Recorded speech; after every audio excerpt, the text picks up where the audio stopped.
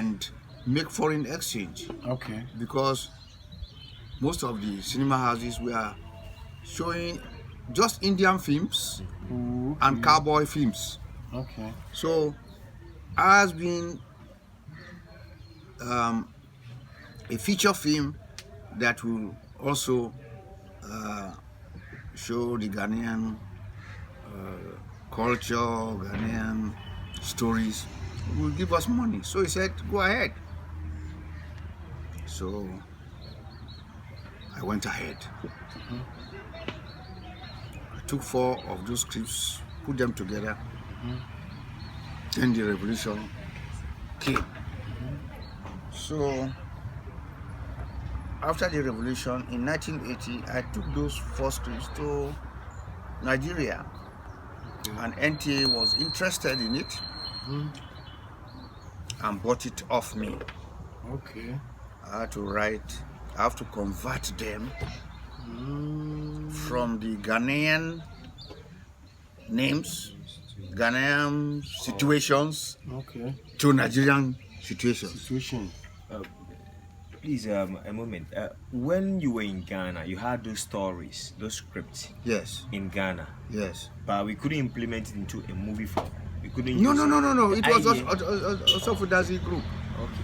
But they couldn't shoot it out as a story form. No, it's television. It was television. Yes, it was. They were my stories. Okay. So when I went to Nigeria and they saw it and they became very, very interested in it, they asked me, "Hey, friend, this is good.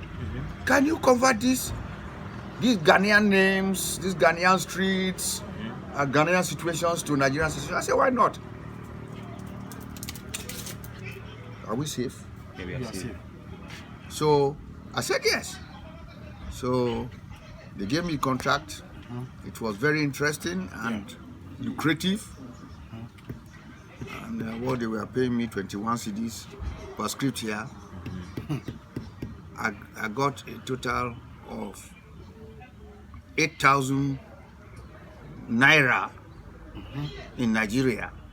Converting to the 21 cedis here. Exactly. What's the difference there? The difference was 1 naira was 90 cedis. Here in Ghana. Yes. So multiply 90 cedis to 8,000 or 8,000 to 90. It's almost 20 cedis. 20,000. Where you were paying 2,000. I was being paid 21 cedis. 21 cedis. And there's 90 cedis. 1 naira. 90 1 cedis. naira is now 90 And multiply by 8,000. How? Seriously. I had no choice. And they so loved the stories that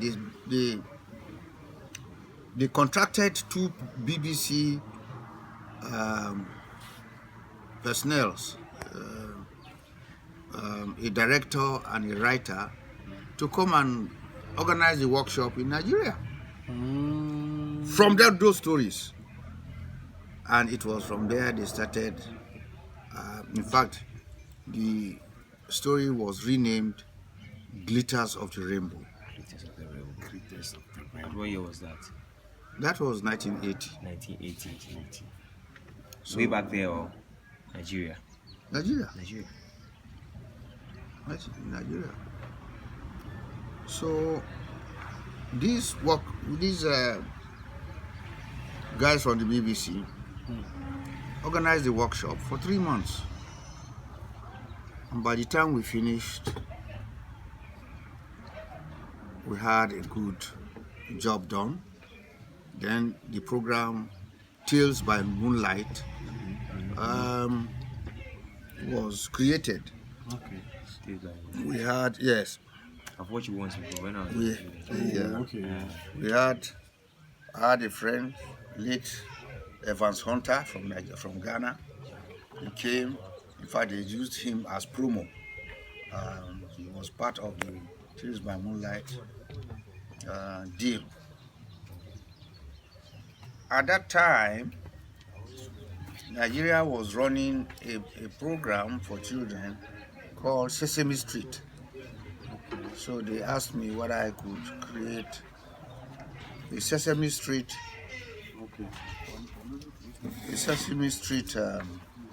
program. Well, it was an American program, and I think it was too advanced for me to do. But out of the workshop, we had another program where we started a series also called, oh, can I remember? Oh. Meaning you are a great asset. Exactly. You're a great asset to the industry. Exactly. So, oh, I can't remember that program. That the name of the title of what came out of the second series. Now, we had 35 members of that workshop. Meanwhile, the indigenous actors, especially from the Yoruba side of Nigeria, were doing concerts. So they have directors, it was stage. Okay. And they didn't have, so they had stories.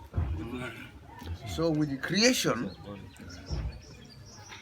of this series, after the workshop, those who are 35 young graduates, those who attended the workshop, could not be absorbed in the NTA.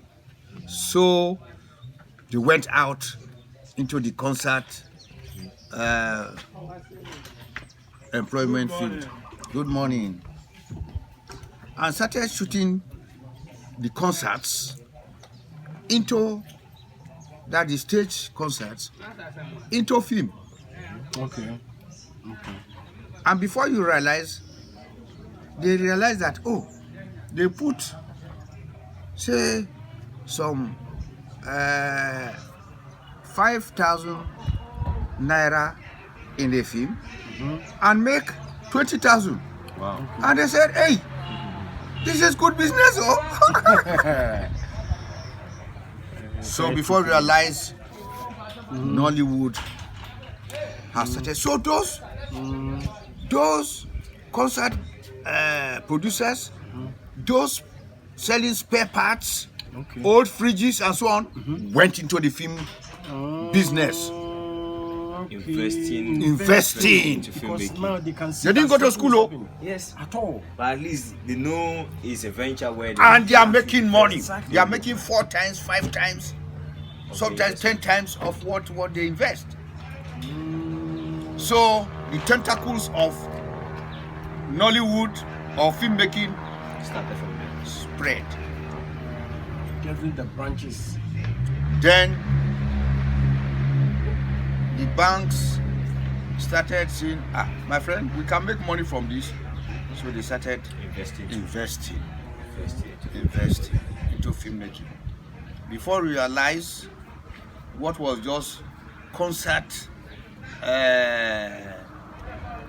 occupation, that people were doing concerts, became a very mighty Nollywood film industry.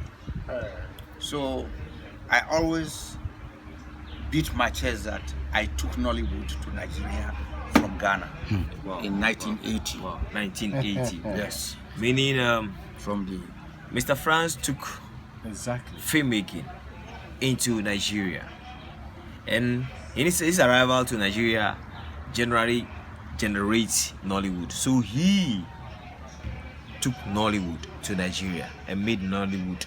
no NTA. NTA. Yeah. I took the It took filmmaking to NTA. Yeah. From NTA, it now generates and spread its wings Exactly. across the nation.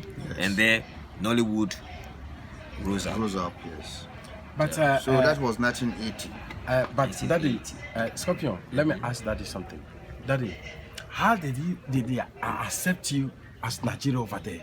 you see the population and the people. I was over there. born in Nigeria. I was educated in Nigeria.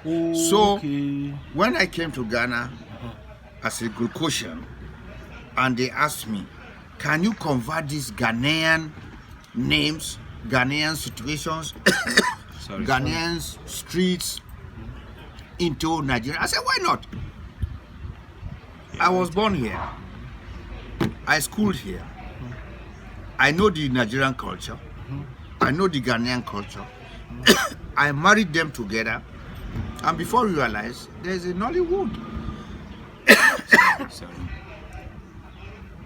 Any more questions? Yeah, Daddy, but mostly sometimes give him water, give him some water. But sometimes Oh, come.